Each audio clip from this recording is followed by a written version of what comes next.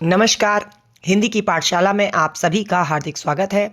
मैं राधा चतुर्वेदी आज इस वीडियो में आपके लिए लेकर आई हूँ कक्षा 11 हिंदी पाठ्यपुस्तक के काव्यखंड का शीर्षक दोहाबली। दोहाबली जो कि गोस्वामी तुलसीदास द्वारा रचित है। दोहाबली एक मुक्तक काव्य है। इसमें तुलसीदास ने ब्रजभाषा का प्रयोग किया है, मुक्तक शैली का प्रयोग किया है और शांत रस में राम के प्रति भक्ति और प्रेम का निरूपण किया है। ये दोहे अन्योक्ति और अभिधा लक्षणा व्यंजना शब्द शक्ति व प्रसाद गुण युक्त नीति न्याय भक्ति परोपकार संगति तथा स्वाभिमान आदि से संबंधित मूल्यपरक दोहे इस दोहावली में संकलित हैं। देखते हैं पहला दोहा, जो इस प्रकार है। हरो चरहि तापहि बरत, फरे पसारहि हाथ, तुलसी स्वारथ मीत सब, परमारथ रघुनाथ। इस दोहे के माध्यम से गोस्वामी तुलसीदास जी कहते हैं कि मनुष्य कितना स्वार्थी है। वह इस संसार में केवल और केवल अपना स्वार्थ सिद्ध करता है। उन्होंने दोहे के माध्यम से समझाया कि जो वृक्ष है, जब वृक्ष हरे होते हैं तो चरहे, तो क्या होता है कि जब संसार में वृक्ष हरे भरे होते हैं तब क्या होता है कि पशु पक्षी जो होते हैं वो इन्हें क्या कर लेते हैं, चरहे माने चर लेते हैं। तापहि बरत, बरत मतलब क्या करते हैं कि जब वो सूख जाते हैं तो क्या करते हैं, तो उसे जला करके ताप लेते हैं, यानी कि आग जला लेते हैं और अपनी सर्दी को दूर करते हैं। आगे का फरे पसारे हाथ, और जब उन वृक्षों पर फल लगते हैं तो लोग क्या करते हैं, हाथ फैलाकर उनसे फल ले लेते हैं। यानी कि जब वृक्ष हरे होते हैं तो क्या होता है, पशु पक्षी उनको खा लेते हैं। जब वृक्ष सूख जाते हैं तो तापहि बरत, तो उसको जला देते हैं। और जब वही वृक्ष फल देने वाले हो जाते हैं तो क्या करते हैं, हाथ फैलाकर लोग उनसे फल ले लेते हैं। अर्थात प्रत्येक स्थिति में जो सभी प्राणी हैं वो अपना स्वार्थ सिद्ध करने में लगे रहते हैं। तो इसलिए तुलसीदास जी कहते हैं कि तुलसी स्वार्थ मीत सब। तुलसीदास जी कहते हैं कि इस दुनिया में जितने भी मीत माने मित्र हैं वो किसके लिए हैं, स्वार्थ। स्वार्थ मतलब केवल अपना स्वार्थ साधने के लिए। और परमारथ रघुनाथ, और अगर कोई परमार्थी है, कोई दूसरे का भला करना चाहता है, कोई निस्वार्थ भाव से आपको चाहता है, तो ऐसा कौन है, तो बताया गया कि ऐसा परमार्थी केवल और केवल रघुनाथ जी के अलावा और कौन हो सकता है। कहने का तात्पर्य यह है कि राम जी सबसे निस्वार्थ प्रेम करते हैं और हमेशा दीनहीन लोगों की सेवा के लिए, उनकी मनोकामनाओं को पूरी करने के लिए हमेशा उनका सहयोग करते हैं, उनको आशीर्वाद के रूप में कोई ना कोई फल देते हैं। दूसरा दोहा जिसका वाचन पहले ऐसे है, मान राखे वो मांगे वो, पियसो नित नव नेह, तुलसी तीन्यों तब फवे, जो चातक मत लेहु। इन्होंने कहा, दूसरे दोहे में बताया तुलसीदास जी ने कि मान राखवो, मान राखवो का मतलब मान से मतलब सम्मान से है, सम्मान की रक्षा करना। और मांगे वो मतलब मांगना। और कहा पियसो, पियसो मतलब अपने प्रेमी से, अपने प्रिय से, नित माने प्रतिदिन, नव नेह, नव माने नया और नेह माने स्नेह, अपने प्रिय से नित्य नया स्नेह करना, उसके सम्मान की रक्षा करना और मांगना। कहा निरंतर प्रेम बढ़ता है, ये तीन बातें तभी शोभा देती हैं, कब, तुलसी तीनों तब फवे, फवे का मतलब शोभा देती हैं। ये तीनों ही चीज़ें तब अच्छी लगती हैं, तब शोभा देती हैं जब जो चातक मत ले हो। जो चातक मत ले हो का मतलब क्या है कि कहने का तात्पर्य यह है कि जब चातक का सिद्धांत स्वीकार किया जाए। चातक जो कि एक पक्षी है जो हमेशा स्वाति नक्षत्र की बूंद में बरसने वाले जल को ही ग्रहण करता है, लेता है। कहने का तात्पर्य यह है कि जिस प्रकार से चातक केवल और केवल बादल से ही पानी मांगता है और केवल स्वाति नक्षत्र की बूंद ही पीता है, और बूंद की प्राप्ति के लिए वह बादल से नित्य नया प्रेम जोड़ता है। उसी प्रकार प्रत्येक व्यक्ति को भी अपने प्रिय से ही मांगना चाहिए। अपनी इच्छा पूर्ति के लिए प्रिय से नया प्रेम जोड़ना चाहिए, और तभी उसकी प्रेम में अनन्यता सिद्ध होती है। कहने का तात्पर्य यह है कि आज इससे, कल किसी और से, परसों किसी और से, तो इसका मतलब आप अपने प्रेमी से वास्तव में प्यार करते ही नहीं हैं, आपको उस पर भरोसा ही नहीं है। तो आपको भरोसा करना पड़ेगा। इस बारे में गोस्वामी तुलसीदास जी कहते हैं। अगला है, नहीं जाजत नहीं संग्रही, शीस नाय नहीं ले, ऐसे मानी मांग नहीं, को बारिद बिन देह। इस दोहे में तुलसीदास जी कहते हैं कि चातक जो होता है उसकी एक विशेषता होती है। क्या विशेषता होती है? कि वह सिर्फ बादल की स्वाति नक्षत्र की बूंद से मिलने वाले जल से ही अपनी प्यास बुझाता है, किंतु वह बादल से जल की बूंदों के लिए क्या करता है? याचना नहीं करता है, मांगता नहीं है। नहीं जाचत, जाचत मतलब याचना करना, मांगना। और नहीं संग्रही, और संग्रही मतलब ना ही वह जल की बूंदों का संग्रह करता है कि अरे अब एक बार मिल गई तो अब इसको रोज रोज पिया जाएगा थोड़ा थोड़ा, नहीं, वो उसका संग्रह भी नहीं करता। और शीस नाय नहीं ले, शीस नाय मतलब सिर झुकाकर, वह बादल से कभी भी पानी सिर झुकाकर नहीं लेता, हमेशा सिर उठा करके मुंह खोलता है। एक या दो जो भी बूंदें पड़ जाए वो ठीक है, नहीं मिलेगी तो उसका संग्रह नहीं करता। और कहा कि कभी गर्दन झुकाकर नहीं लेता। ऐसे मानी मांगन है, ऐसे जो स्वाभिमानी मांगने वाले चातक के समान जो लोग होते हैं, उसको को बारिद बिन देह, उसको बादल के अलावा और कौन दे सकता है। कहने का तात्पर्य यह है, अन्योक्ति के माध्यम से भी यहाँ समझाया गया है कि जो भक्त श्री राम से निस्वार्थ भाव से याचना करते हैं, उनकी कृपा के पात्र बनते हैं, वो केवल और केवल अपने प्रभु श्री राम से ही मांगते हैं, और राम जी ही उन भक्तों को सब कुछ देने में समर्थ होते हैं। राम के अलावा कोई ऐसा नहीं है जो उनके मन की बातों को समझ सके। यहाँ पर जितने भी अभी तक हमने पद्यांश पढ़े उन सभी में शांत रस है। कौन सा रस है? शांत रस। शांत रस कब होता है? जब हम अपने लोभ मोह को छोड़कर अपने प्रभु का ध्यान लगाते हैं, संसार की चीज़ों को वास्तविक रूप से समझने लगते हैं, तब शांत रस होता है। और इसकी जो भाषा की अगर हम बात करें तो ब्रज भाषा है। छंदों की अगर हम बात करें तो इन जो अभी तक हमने पढ़े हैं उन सभी में छंद केवल दोहा छंद है। दोहा छंद कैसा है? अर्ध सम्मात्रिक छंद है। इसके पहले और तीसरे चरण में 13-13 मात्राएं होती हैं, और दूसरे और चौथे चरण में 11-11 मात्राएं होती हैं। और इसके अलावा यहाँ पर अगर बात की जाए अलंकार की,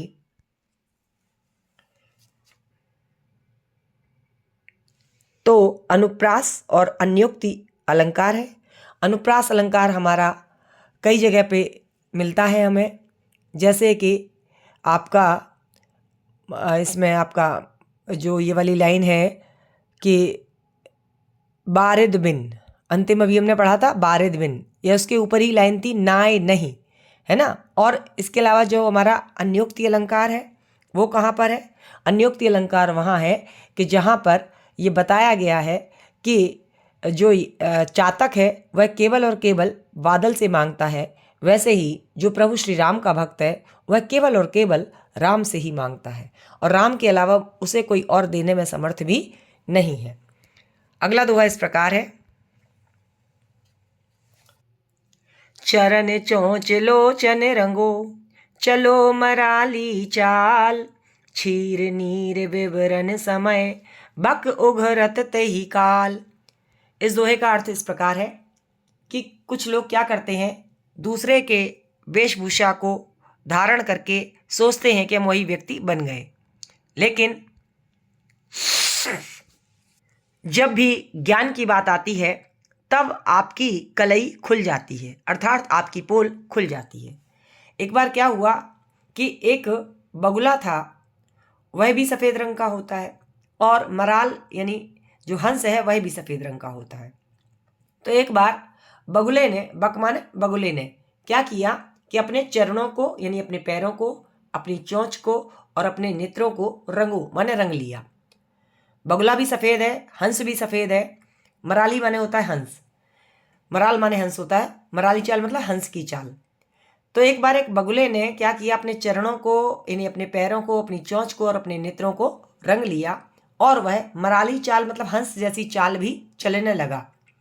लेकिन क्षीर नीर विवरण समय, क्षीर और नीर, क्षीर माने दूध और नीर माने पानी, दूध और पानी के विवरण मतलब उसको अलग करते समय, उसको पृथक करते समय उन्होंने कहा अगर आप हंस हो, अगर किसी सभा में ऐसे लोग पहुंच जाएं जो बहरूपीय हों, तो जब कहा जाता है कि अब आप दूध और पानी को अलग कीजिए या किसी चीज़ का विवरण दीजिए, तो कहा कि बक उघरत तेही काल, बक माने बगुला जो है, तेही काल माने, तेही माने उसी काल माने समय, उघरत, उघरत का मतलब क्या है, यानी कि उसकी जो कलई है वो खुल जाती है। जो वो झूठ का सहारा लेकर रूप बनाकर आया था, तो तभी उसकी सारी पोल खुल जाती है और बगुला बगुला है, इस बात को सभी लोग जान जाते हैं। अगला दोहा इस प्रकार है, आप कहाँ सब भलो, अपने कहाँ कोई कोई, तुलसी सब कहाँ जो भलो, सुजन सराही सोई। बहुत सारे लोग ऐसे होते हैं इस दुनिया में कि जो आप कहाँ सब भलो, जो चीज़ें उन्हें सिर्फ अपने लिए चाहिए, आप केवल अपना ही अपना हित चाहते हैं और बस अपने अलावा किसी और को नहीं देखते। अपने कहाँ कोई कोई, कोई कोई लोग ऐसे भी होते हैं जो अपना तो भला करते ही हैं, अपने भले के साथ अपने कहाँ मन अपने लोगों को, अपने रिश्तेदारों को, अपने नातेदारों को, उनका भी कोई ना कोई भला करने को तैयार हो जाता है। यानी अपना भला तो कुछ लोग करते हैं और अपने अलावा किसी और का करते नहीं है। और दूसरे तरह के लोग कैसे होते हैं कि जो अपने के साथ साथ किसी और का भी भला करते हैं। तुलसी सब कहाँ जो भलो, तुलसीदास जी कहते हैं कि सज्जन लोग उन लोगों की सराहना करते हैं, सुजन, सुजन का मतलब सज्जन लोग, सराही मैंने सराहना करते हैं, प्रशंसा करते, सोई मैंने उनकी, उनकी किनकी, कि जो सब कहाँ जो भलो, जो व्यक्ति सब लोगों के लिए भला हो, जो केवल स्वार्थ सिद्धि में न लगा हो, जो परमार्थ में लगा हो, ऐसे जो लोग हैं उनकी सराहना सज्जनों द्वारा की जाती है। स्वार्थी लोगों की सराहना सज्जनों के द्वारा नहीं की जाती। यहाँ पे भी आप देख रहे होंगे सुजन सराहिए, सवर्ण की आवृत्ति हुई है, कह कोई कोई, तो यहाँ पर भी आपका अनुप्रास अलंकार है। इसके अलावा कोई कोई में पुनरुक्ति प्रकाश अलंकार भी है और सभी जगह जो मैं बात कर रही हूँ अक्सर शांत रस का प्रयोग ही किया गया है। आगे कहा, ग्रह भेषज जल पवन पट, पाए को जोग सुजोग, होए को वस्तु सुवस्तु जग, लखाएं सुलक्षण लोग। यहाँ पर संगत के असर को बताया गया है कि जो संगत का असर होता है, कुजोग माने बुरा योग और सुजोग माने अच्छा योग, संयोग और कुयोग मतलब बुरा योग। तो दोनों ही जो कुजोग और सुजोग होते हैं, इससे क्या होता है कि कुवस्तु जो बुरी वस्तु है वो भी कई बार सुवस्तु माने अच्छी बन जाती है, जग माने संसार में, होए माने हो जाती है। कहने का तात्पर्य है कि जब संजोग के कारण बुरी वस्तुएं भी अच्छे लोगों के साथ मिल जाती हैं तो उनका भी लक्षण अच्छा हो जाता है, उनके अंदर भी गुण आ जाते हैं। आगे कहा कैसे, उन्होंने बताया कि ग्रह ग्रह नक्षत्र जो हमारे होते हैं, कभी राहु है, कभी केतु है, कभी कभी ये अच्छे ग्रहों के साथ मिल जाते हैं तो परिणाम हमारी कुंडली में अच्छा आता है। और भेषज, भेषज माने औषध यानी दवाई, दवाई भी अगर अच्छी चीज़ों के संयोग से मिलती है तो वो अच्छा फल देने वाली होती है, और वही दवाई अगर किसी विष में मिला दी जाए तो वो नुकसानदेह होती है। फिर कहा जल माने पानी, जो पानी भी है अगर गंगा जल के साथ मिल जाएगा तो अमृत वाला पानी हो जाएगा, और वहीं जल अगर किसी गंदे नाले में जाके मिल जाएगा तो वो कैसी हो जाएगी, कुवस्तु हो जाएगी, बुरी वस्तु हो जाएगी। पवन, पवन का मतलब हवा। अगर मान के चलिए कि कहीं जो बड़ा सुंदर सा बगीचा है और उसमें बहुत सुंदर से फूल खिले हैं खुशबूदार, और वहाँ से अगर हवा चल कर आ रही है तो वो हवा सुगंधित हो जाएगी, और वहीं कचरे का ट्रक कहीं जा रहा है उसके साथ अगर वो हवा मिलेगी तो वही सुगंध दुर्गंध में बदल जाएगी।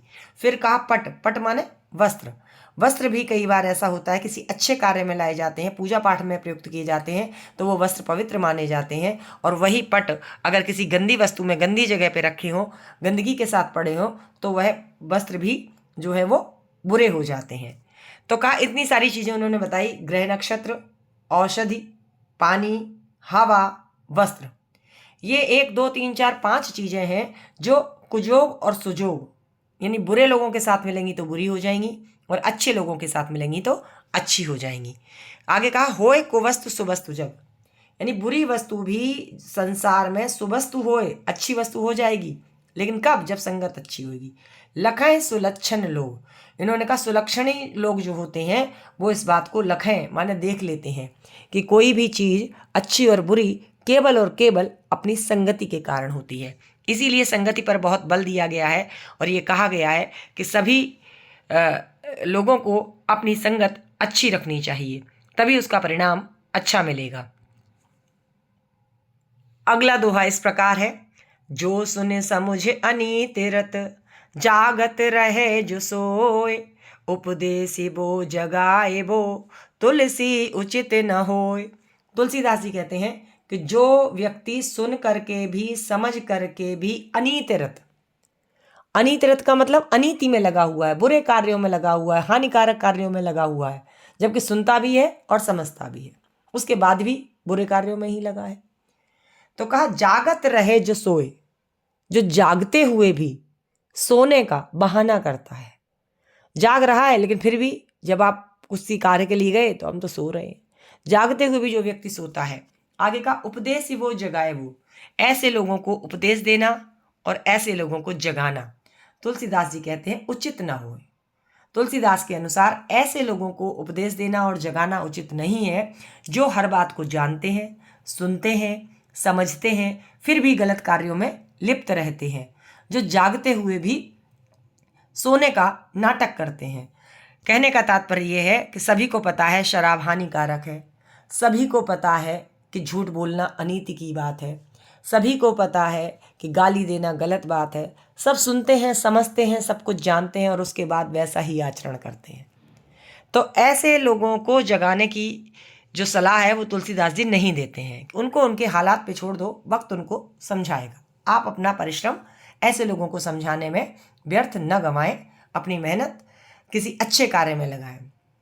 आगे कहा बरसत हरसत लोग सब, करसत लखे न कोय, तुलसी प्रजा सुभागते, भूप भानु सो होय। इन्होंने कहा, तुलसीदास जी ने कहा कि प्रजा के सौभाग्य से, भूप माने होता है राजा और भानु माने होता है सूरज, सो माने समान, यहां उपमा अलंकार है। इन्होंने कहा कि प्रजा के सुभाग यानी प्रजा के सौभाग्य से, तय माने से, भूप माने राजा, भानु माने सूर्य के, सो माने समान, होए माने होता है। अच्छा, राजा प्रजा के सौभाग्य से सूरज के समान होता है, तो इन्होंने क्या कहा? आगे कहा कि बरसत हरसत लोग सब, जब सूर्य जल का संग्रह करता है तब तो कोई नहीं देखता, तब क्या होता? बरसत, यानी जब वो बरसता है तब तो लोग हर्षत माने हर्षित होते हैं। कौन? लोग सब, यानी सब लोग। सूर्य जब जल वापस करके बरसाता है तो लोग बहुत खुश होते हैं, प्रसन्न होते हैं, क्या हा आज तो बारिश हो गई। लेकिन उससे पहले क्या होता है? कर्षत लखे न कोई, कर्षत माने खींचते हुए, यानी वही सूर्य जब ग्रीष्म ऋतु में अपने तापमान को बढ़ाकर 47, 48, 50 डिग्री का पारा कर देता है और पृथ्वी से सारे जल को बाष्प बनाकर उड़ा करके उसका संग्रह कर लेता है, तब कोई भी उसको लखे ना मतलब देखता नहीं है। कोई माने कोई भी व्यक्ति सूर्य को जल खींचते हुए नहीं देखता है। कहने का तात्पर्य यह है कि जो भूप माने यानी जो राजा होता है, वह राजा जब लोगों से कर लेता है, टैक्स लेता है, लगान वसूलता है, तब लोगों को चीज़ें पता नहीं चलती। लेकिन जब वही राजा जनता के द्वारा लिए गए टैक्स से, कर से, लगान से जब लोगों को सुविधाएं देता है, अस्पताल बनवाता है, जब लोगों के लिए रोड अच्छी बनवाता है, जब लोगों की शिक्षा व्यवस्था के ऊपर खर्च करता है, जब गरीबों का ख्याल रखते हुए उन्हें दवा दारू फ्री दिलवाने का कार्य करता है, तब लोग उस राजा की प्रशंसा करते हैं और ये सोचते हैं कि कितना अच्छा राजा हमें मिला है। सूर्य के समान कि लगान भी आपसे लिया और आपको दुगना चौगुना करके वापस दे दिया, आपका ही पैसा आपको दे दिया। तो जब प्रजा का सौभाग्य होता है तब आपको सूर्य जैसा राजा मिलता है, सूर्य के समान राजा मिलता है। यहाँ पर आपका अनुप्रास अलंकार भी है और इसके अलावा उपमा अलंकार है। भूप भानु सो होय में उपमा अलंकार है। अगला है मंत्री गुरु और वैद्य जो प्रिय बोले भय आस, राज धर्म तन तीन कर होए बेग ही नास।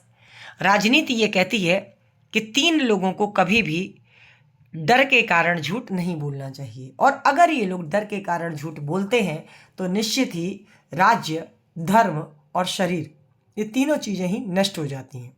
कहा गया कौन कौन कौन 3 लोग? एक मंत्री, किसी भी राजा का मंत्री। दूसरे नंबर पे कहा गुरु यानी शिक्षक, और तीसरे नंबर पे कहा वैद्य यानी कि चिकित्सक।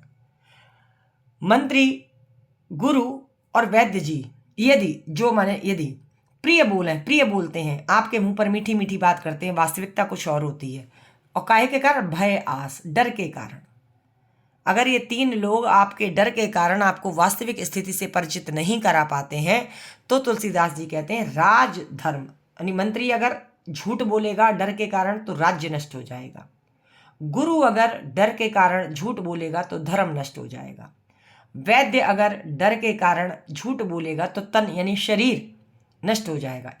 ये 3 चीजों का होय माने हो जाता है, बेगही माने शीघ्र ही, नाश माने नाश, यानी ये 3 चीजें शीघ्र ही नष्ट हो जाती हैं। राज्य भी चला जाता है आपका मंत्री के डर के कारण झूठ बोलने पर या प्रिय बोलने पर, और शिक्षक के डर के कारण प्रिय बोलने पर, और वैद्य के डर के कारण प्रिय बोलने पर। कहने का तात्पर्य बहुत सारे लोग आपके मुंह पे आपकी प्रशंसा करते हैं और वास्तविक स्थिति से आपको परिचित नहीं कराते हैं, और यदि नहीं कराते हैं तो निश्चित ही ये आपका नाश करने का कारण बनता है।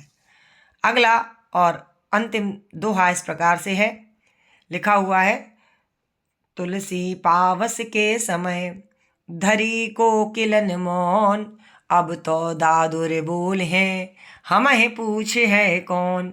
तुलसीदास जी कहते हैं कि पावस के समय, पावस मतलब वर्षा ऋतु के समय, धरी कोकिलन मौन, जो कोयलें होती हैं वो मौन धारण कर लेती हैं। अच्छा, कोयल कब बोलती है? कोयल बोलती है वसंत ऋतु में। और कहा अब तो दादुर बोले हैं, दादुर मतलब मेढक, अब तो केवल और केवल जब बरसात आती है तो केवल मेढक ही बोलते हैं, हमें पूछे है कौन। तो कोयल के मधुर स्वर को कौन पूछता है बरसात के समय? सभी लोगों को हर जगह मेढक की टर ही सुनाई देती है।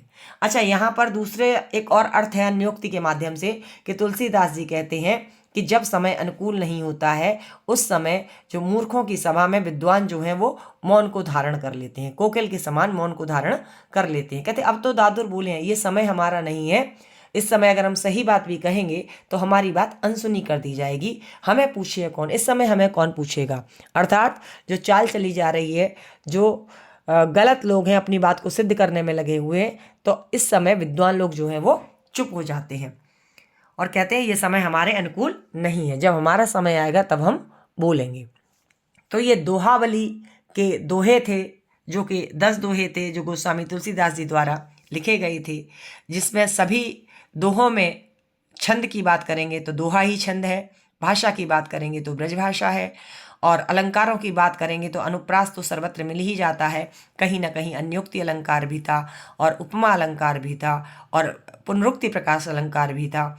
इन सब में ये सारे अलंकार थे, और इसके अलावा कहीं नीति की बात, कहीं परोपकार की बात, कहीं अन्य लोगों के हित की बात कही गई थी, और ये सभी दोहे मुक्तक थे, यानी अपने आप में परिपूर्ण थे। मिलेंगे अगले वीडियो में किसी नए टॉपिक के साथ, तब तक के लिए नमस्कार।